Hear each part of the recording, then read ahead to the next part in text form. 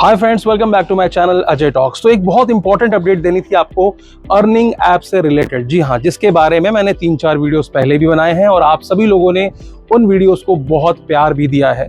सुना है CPL और ACR नाम की दोनों कंपनियां भाग चुकी हैं। जी हाँ, विड्रॉल से रुक चुके हैं, एक पैसा अब लोगों का आना नहीं है। जैसा कि मैंने पहले भी वीडियोस में बताया था, ठीक उसी पैटर्न पर चलते हुए इन कंपनियों ने लाखों लाख लोगों को अपना शिकार बनाया है और करोड़ों रुपए अंदर कर लिए हैं। ऐसा नहीं है कि ये पहली कंपनी भागी है, इसके पहले पिछले हफ्ते भी 4-5 इस तरह की कंपनियां भागी थी, लेकिन लोगों को बात समझ में नहीं आती है। जब मैं ये बताता हूं कि इनका मॉडस ऑपरेंडी ये है, इस तरह से लोगों को चूना लगा रहे हैं, बावजूद इसके लोग नहीं समझते हैं कि ये कंपनीज जेन्युइन हैं या नहीं है। कई लोगों का ये तर्क होता है कि भैया ये कंपनी पैसा तो पे कर रही है, अगर पैसा पे कर रही है मींस जेन्युइन है। बाकी बातों को वो बहुत ही सावधानी से इग्नोर कर जाते हैं। जैसे कि मैं डोमेन की बात करता हूँ, वेबसाइट की बात करता हूँ, उनके एड्रेस की बात करता हूँ। इन ऐप्स के फ्रॉड होने के मैंने तमाम प्रूफ्स आपको दिए हैं, तमाम कॉमन सेंस वाली बातें आपसे पूछी थी। उन सभी बातों को दरकिनार करते हुए कुछ बुद्धिजीवी लोग मुझसे ही सवाल करते हैं कि भैया लगता है तुम्हारी दुकान नहीं चल रही है। आज ही एक बुद्धिजीवी ने ऐसे ही कमेंट किया था, मैं आपको कमेंट पढ़ के सुनाता हूं। आपकी दुकान नेगेटिव वीडियो बनाने से चल रही है, एक भी वीडियो पॉजिटिव नहीं है। हद है, टाटा हो या रिलायंस, सबका इतना बड़ा एम्पायर है, तो क्या सबकी वेबसाइट एक ही है?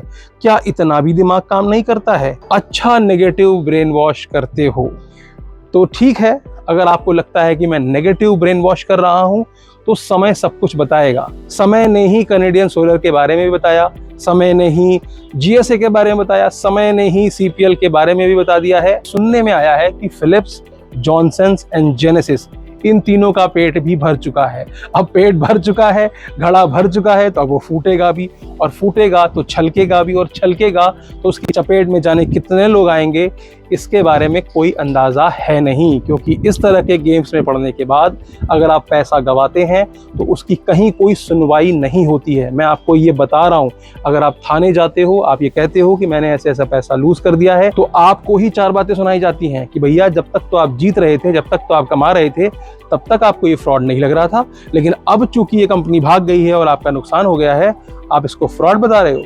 तो आप सभी लोगों से निवेदन है कि भैया दूर रहो ऐसे ऐप से। सुना है 3-4 ऐप्स मार्केट में और आ गई हैं। BNP के नाम से चल रहा है, अपोलो टायर्स के नाम पर चल रहा है, टाटा मोटर्स के नाम पर चल ही रहा है, जो कि लगभग 1 महीना होने को आया। इसके बारे में भी मैंने आपको बताया था। इसके अलावा अभी NTPC और कोल इंडिया के नाम पर भी 2 ऐप्स ऑलरेडी मार्केट में लॉन्च हो चुकी हैं और लोग उसमें धड़ल्ले से पैसे भी लगा रहे हैं। मैं तो सिर्फ इतना ही कहूंगा कि जागरूक करने की अपनी हर कोशिश मैं आपके साथ कर रहा हूं, लेकिन फिर भी अगर आपको लगता है कि मैं मूर्ख हूं तो मैं ही मूर्ख सही। अब ब्रेन वॉश देखिए किस कदर करते हैं। मुझे एक भाई ने TNG ग्लोबल, TNG के नाम पर भी एक ऐप चल रहा है इस तरीके से, उसकी कुछ फोटोज भेजी। उसमें कहा कि देखो सर, इसमें पुलिस वाले भी हैं, यानी कि पुलिस वाले भी इस गेम को खेल रहे हैं, तो कैसे ये फ्रॉड हो सकता है। उन ग्रुप्स में, जो भी ये TNG के ग्रुप्स होते हैं, व्हाट्सएप ग्रुप्स होते हैं, उन ग्रुप्स में इस तरह की फोटो वायरल की जा रही है और बताया जा रहा है कि देखिए देशभक्ति से जुड़ा हुआ हमारा मिशन है और देशभक्ति से जोड़ करके इस ऐप्स के प्रमोशन को दिखाया जा रहा है। तो अगर सिर्फ 2-4 पुलिस वालों ने कुछ अगर इस तरह के ऐप्स में इन्वेस्टमेंट कर दी है, तो इसका ये बिल्कुल मतलब नहीं है कि ऐप्स जेन्युइन है। हो सकता है कोई इवेंट हो रहा हो, वहां पर पुलिस वालों को बुलाया हो, लोकल लेवल पे 4 पुलिस वालों को बिठा करके उनकी फोटो खींच लेना और उसको बाद में वायरल करना, अपने ग्रुप्स में डिस्ट्रीब्यूट करना और उसको देशभक्ति से जोड़ देना। मतलब कितनी आसानी से देशभक्ति का जामा पहना करके किसी भी फ्रॉड चीज को जेन्युइन दिखाने की कोशिश की जा रही है। आपको समझ में नहीं आएगा कि किस तरह से ये आपको मैनिपुलेट कर रहे हैं।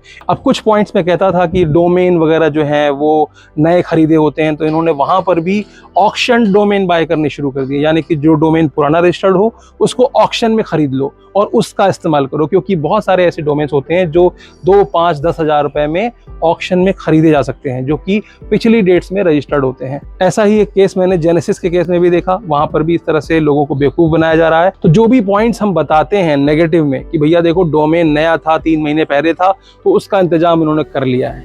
ऑक्शन डोमेन खरीद लेते हैं। फिर एक कंपनी आई थी सोलर शॉप करके, एक नई कंपनी आई है, तो उन्होंने क्या किया है, होम पेज डिजाइन कर दिया है। यानी कि जो हमने कहा कि भैया इनका होम पेज नहीं होता, कॉन्टैक्ट अस नहीं होता, तो वो भी कमी इन्होंने पूरी कर दी।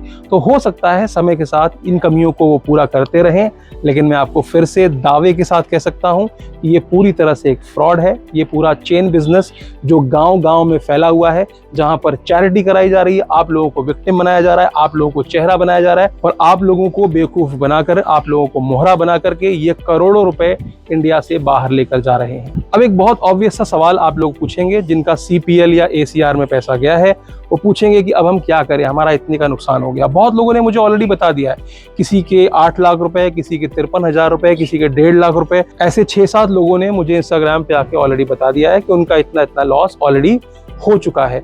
अब उनका अगला सवाल ये होता है कि भैया हम क्या करें, लॉस तो हो चुका, आगे का स्टेप क्या है कि हम पैसे रिकवर कर सकें।